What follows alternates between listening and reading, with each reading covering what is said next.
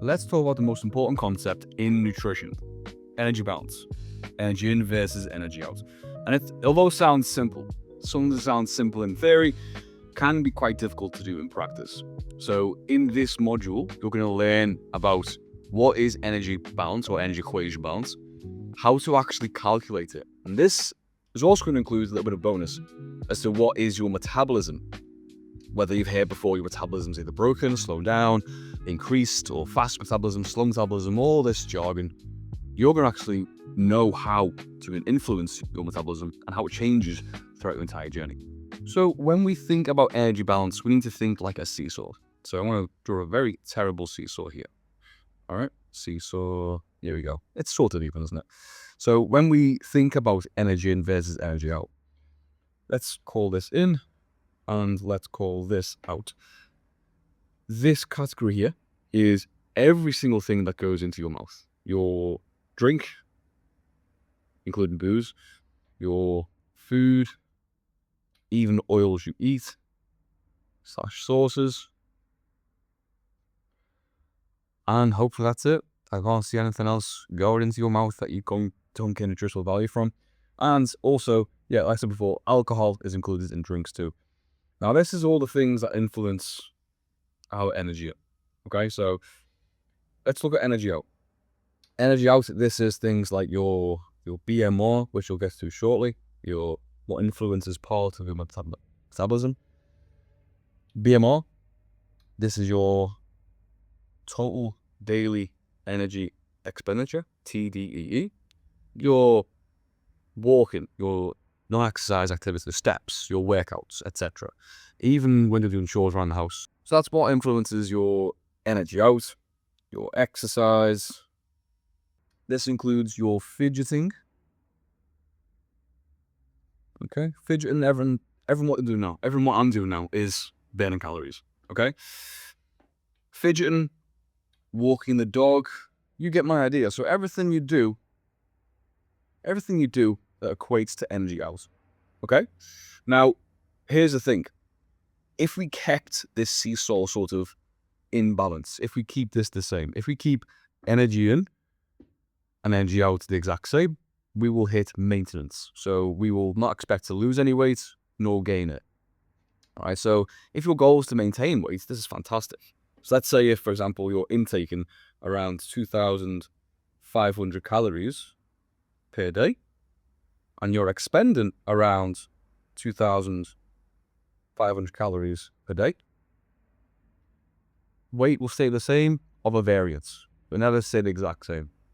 And if energy out was higher, so if, again, your exercise, your walk on the dog, your steps, your basal metabolic rate, everything requires to be energy out, is higher, so there's more weight there, energy is lower, you will lose weight.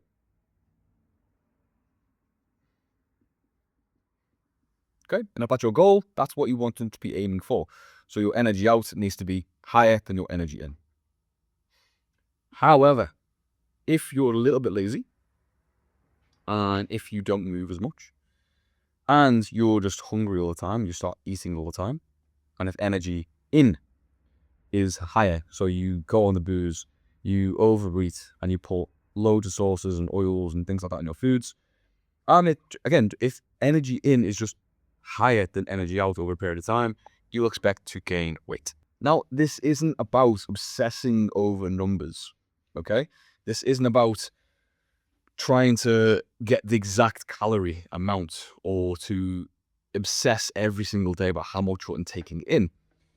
So if you just understand what influences your energy out as part of your metabolism, then you have a better idea. So this is how we'll start. So we start off with the pyramid. Everyone always knows the pyramid of hierarchy, right? So we have the most important thing at the bottom, your base of the pyramid, the foundations. And then we have next layer up, and obviously the tip is here.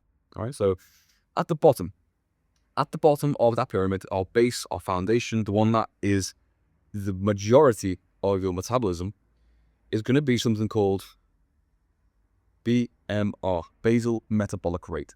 And this is just what you burn every day if you used to do nothing at all. If you just sit around all day and do absolutely jack shit. This is how much your body would expend just through staying alive. So again, a big chunk. Okay, so here to here, basal metabolic rate. This is influenced by your body mass. So if you're someone who weighs 90 kilograms, 100 kilograms, this, again, if the higher you weigh, the more you weigh, the higher this chunk is, because your body needs to basically keep the lights on, keep the engine running. This is why when you lose body weight and you just simply lose body mass, your BMR, your basal metabolic rate, is a lot lower. Well done, that's the reward you get when you lose weight, you burn less calories. Well done. Higher up on the list, and this is why we always obsess over this word. If you've heard it before, great. If you haven't, then again, this is a great one for you. And it's NEAT, your NEAT. And this is everything that is movement that is not planned exercise. Steps, moving around the house, doing chores, just moving around. This makes a big chunk up. This is why we oftentimes say get at least 5,000 steps in per day, or not maximum, but around 10,000 if you can. I had a client who came to me who used to do 2,000 a day. Our goal was 5,000. Meet yourself where you're at. So if you're getting in 2,000 a day, don't overcut yourself. Don't say, okay, 10,000 every day, let's go. Make it realistic to you. If you're on 2,000, aim for 5,000. That's just more expenditure. That's more for your day. That's more calories burned.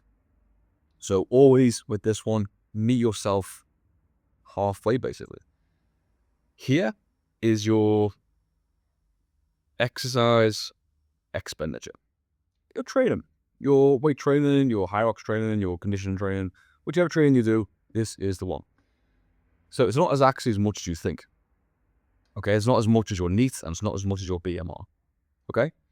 The tip of the iceberg. So we'll get to this in future modules, but the tip of the iceberg is called TEF, thermic effect of food. And this is the energy that you actually burn through digesting your food. We will cover this in later modules, but if you're wanting to actually increase this amount here, so this little range, if you want to increase this part, eat more protein in your diet because it has the highest thermic effect of food. So if we look at the pyramid here, we have BMR, NEAT, exercise expenditure, and TEF. If you're wanting to increase your energy out, look primarily at this pyramid and see what you can do to influence that. Can you do more steps? Can you do more exercise? And can you eat more protein in your diet? And that was energy expenditure and metabolism for your first video. Any questions or comments, then someone else might be thinking the exact same thing, but just too scared to ask. So do them a favor and me, and post it in the community. Ask a question, a Q&A, and see if someone else benefits from it as well.